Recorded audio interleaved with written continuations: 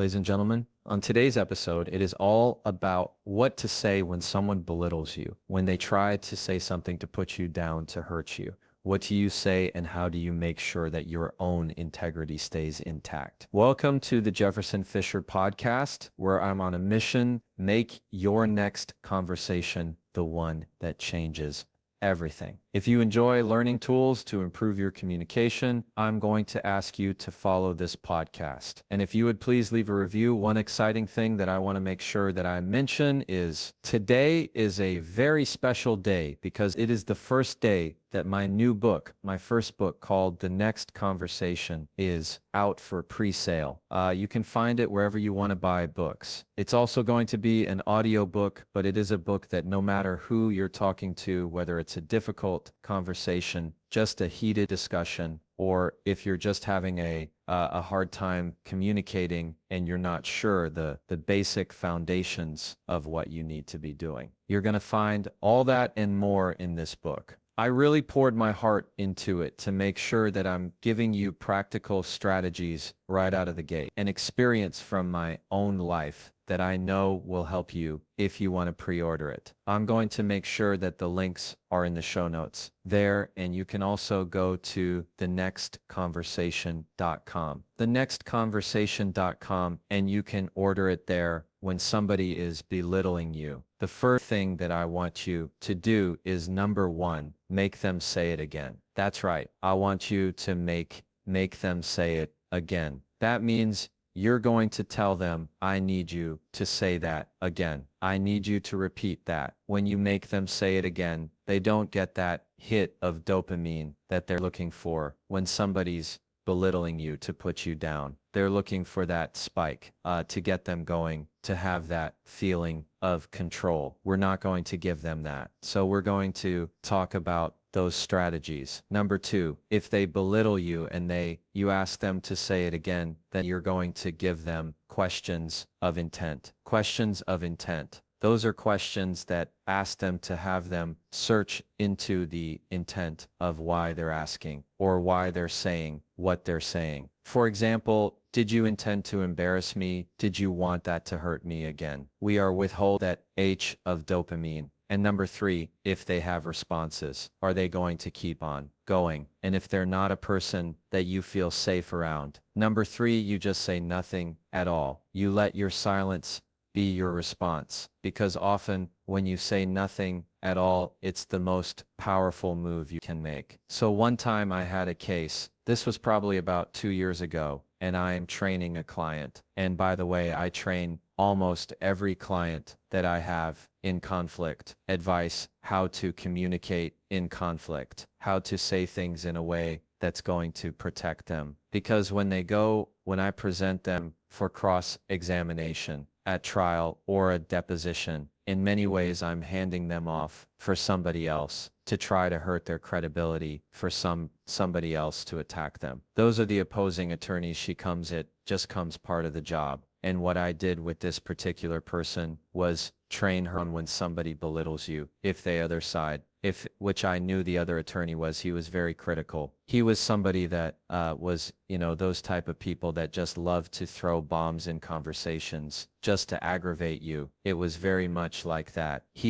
I knew he was going to say something to upset her. He was going to try to say something to cause a reaction. And so what I trained her in is making sure that she gets him to repeat whatever he said that was ugly in some way. And she seemed to understand it. We kind of practice it a few times, but then on the day of the deposition, she made me so proud. So other attorney was asking her questions, and he made a snide little comment. Most people in that situation, when somebody gives you a belittling comment, you want to take it right. You want to take off with it and challenge them and start getting ugly with them. She didn't do that. Instead, what she did was she asked him, did you say that to embarrass me? She goes, I'm sorry. Did you say that to embarrass me?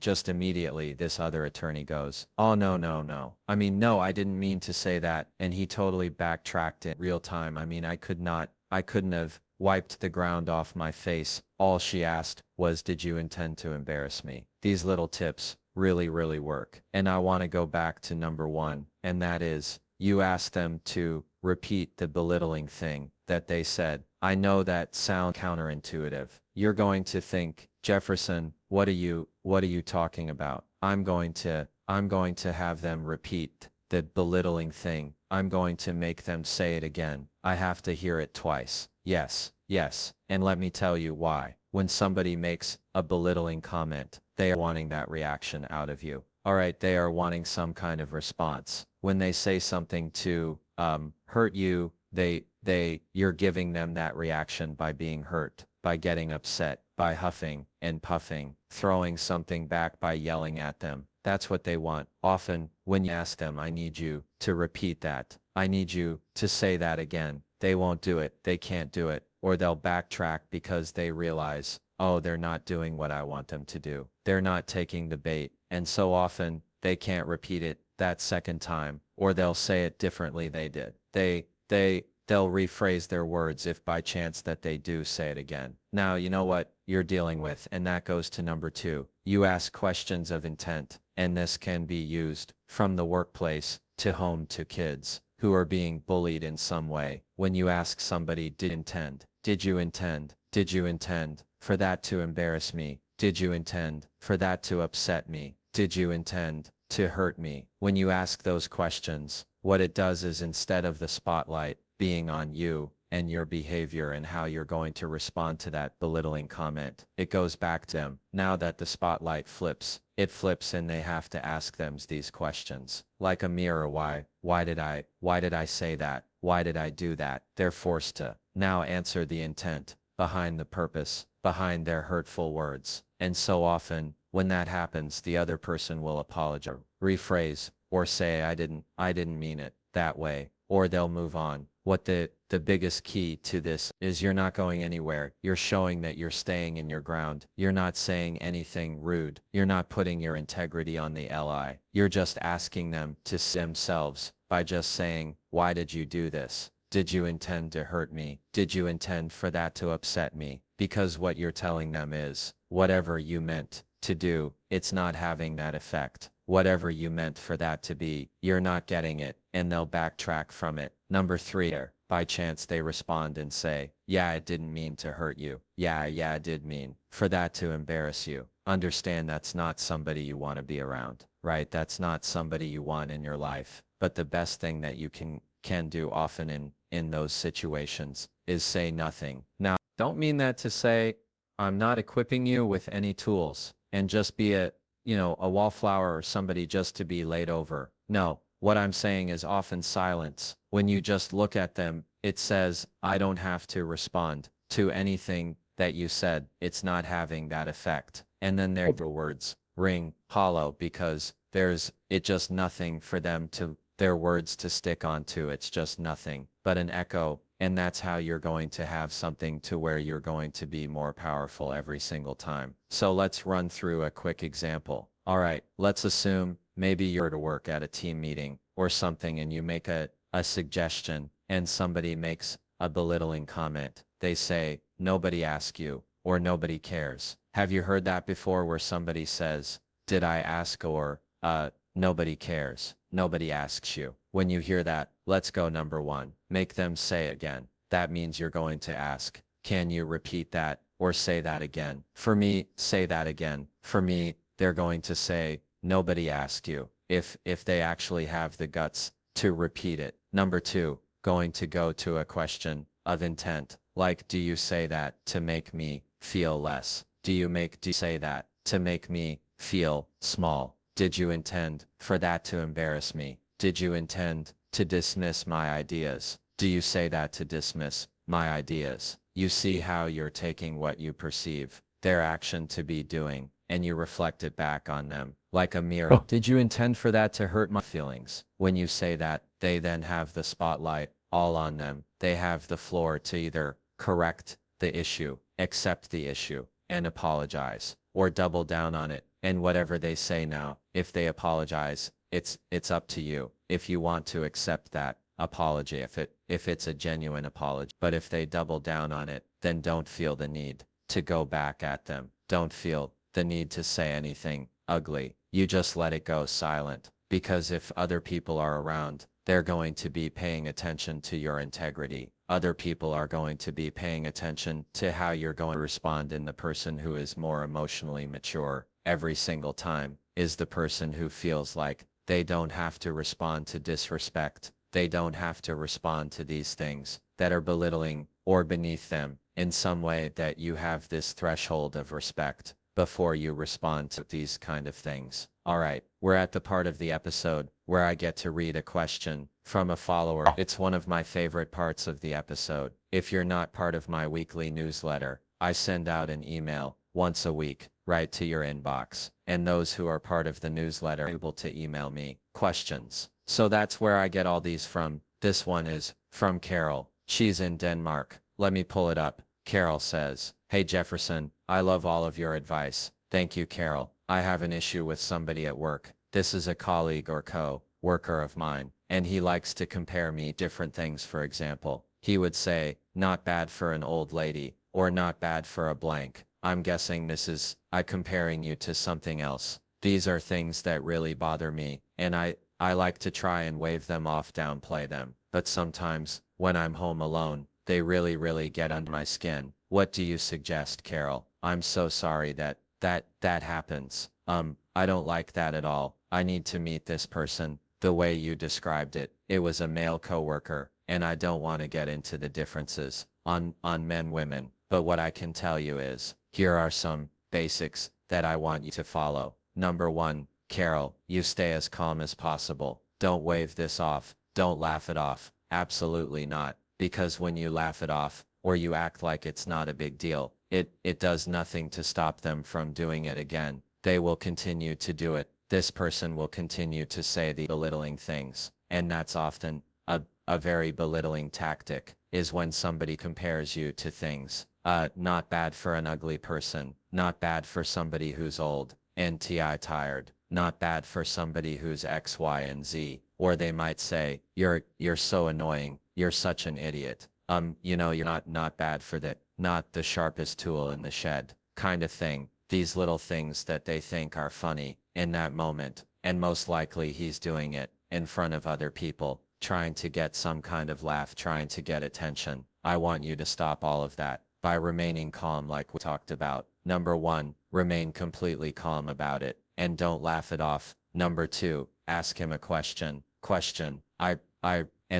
This is the question. Did you say that to embarrass me? Did you say that to hurt me? Make him question the purpose of why he's asking that. Did you say that because you thought it was funny? Did you say that to get a laugh? You can call this kind of behavior out very quickly by asking these questions of intent, like we talked about earlier in the show. If that doesn't feel comfortable to you, Carol, you can always ask him to repeat that. So if he were to say something like, "You know what, that's not too bad for an old lady," he might not have said that in a way to be hurtful, but it certainly can feel that way. And if you ask him to repeat it, say, "I say that again for me. I need you to say that again." Right, man? He might feel that and go, "Oh, I can tell he's not going to want to say that again." Or if you've asked, "I need you to say that again, slower for me," that means you're asking him to say "not that for an old lady." He's probably never going to say that, because it's going to expose him. It's going to put him too far out on a ledge.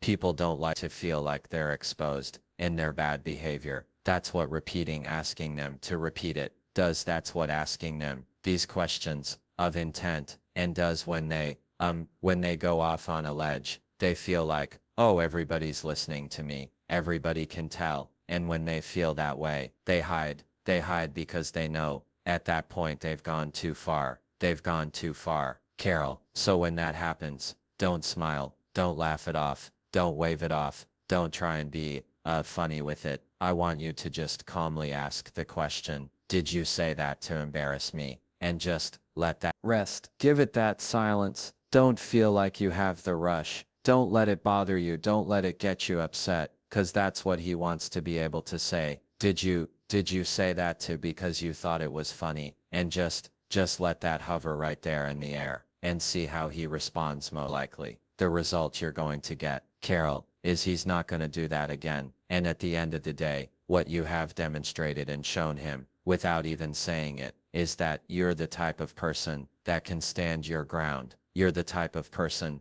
that is not going to be pushed over. All right, you got it. Oh, also, I wanted to mention to everybody listening, the last time you saw me with that big microphone, because I'm testing out this different microphones to see how you liked it. Everybody on the audio only version, like on Spotify and Apple, loved the new mic. Everybody on YouTube that can see the video hated the new mic. See you. They said it's covered my face. So I am trying to do a mix of both here. We're just gonna figure it out. I love y'all for staying with me and trying this out. If you have any feedback on the episode itself, I'm always game, especially for any audio or video quality. Believe it or not, I'm actually working on building a studio out for y'all. I'm out behind my house. It's a part of my garage that I've been able to build out. So I'm working on it. I appreciate y'all's patience and always being with me. Thank you for listening to the Jeffersonfisher podcast. Today's episode, we learn about how to deal with belittling comments. We're gonna want to ask them to repeat it, get them to say it again, because when they hear their words, they're going to realize that they're saying it's to hurt, and that's going to leave them exposed. Number 2, some questions of intent, like did you mean, or did you intend to do this? Did you intend to do that? You're gonna call it out like a mirror on their behavior. And number 3, understand that if you don't say anything at all, they have nothing else to grab onto. So let silence be your power. If you don't have anything to say, just don't say it. Don't worry about it. You're not gonna cower to it. You're not gonna feel less about this. You hold your integrity every single time. If you enjoy this podcast, I'm going to ask, of course, that you follow it. And if you have any feedback, questions, or topic suggestions, just leave them in the comments. And as always, you can try that and follow